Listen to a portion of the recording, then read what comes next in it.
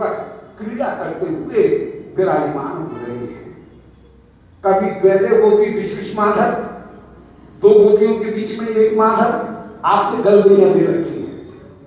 ये दो गोपी नहीं होंगी तो एक गोपी को एक श्याम सुंदर का, माधव का दाहिना हाथ और दूसरे को बाएं हाथ आ जाएगा, रसाभास हो जाएगा। इसलिए कभी दो दो गोपी एक एक माधव। जब गोपियों को विश्वास हो गया और उन्होंने श्रृंखला छोड़ दी है, तब जितनी गोपी उतने माधव, परंतु उतने माधव होते हुए भी किसी के भी हृदय में ईर्ष्या नहीं हो रही है।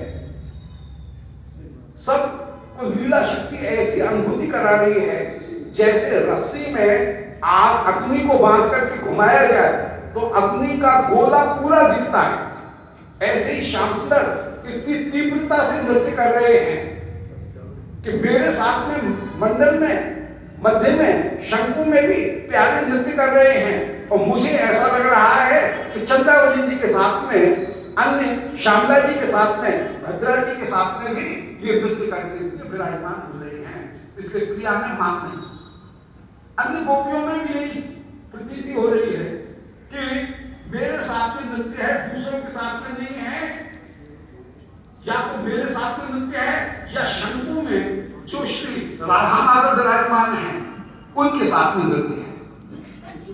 इनकी कृपा से, श्री राधिका की कृपा से मुझे श्याम सुंदर की प्राप्ति हुई है।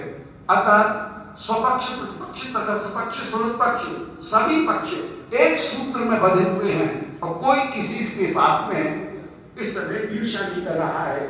प्रतिपक्षों को भी विश्वास हो गया कि न मिलन में हम श्याम सुंदर के बराबर हैं, न विरह में हम श्याम सुंदर के बराबर हैं।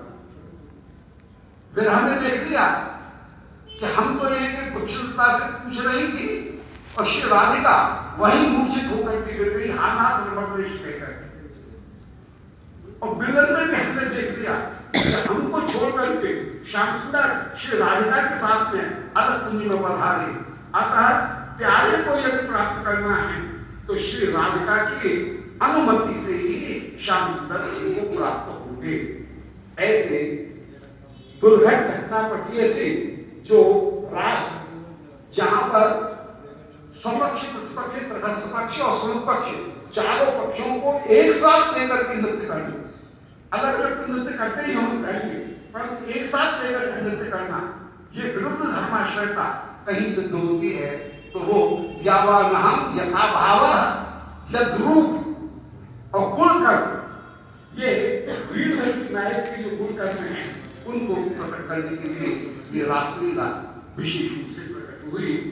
श्री गोपकर्ण वे तत्वतः पराई नहीं है, लीला शक्ति नहीं। इन गोपकर्णों के साथ में, गोपकर्णों के हृदय में परकीय भाव उत्पन्न किया। लीला शक्ति ने छाया गोपियों को विराजमान कर दिया है। छाया गोपियों के प्रभाव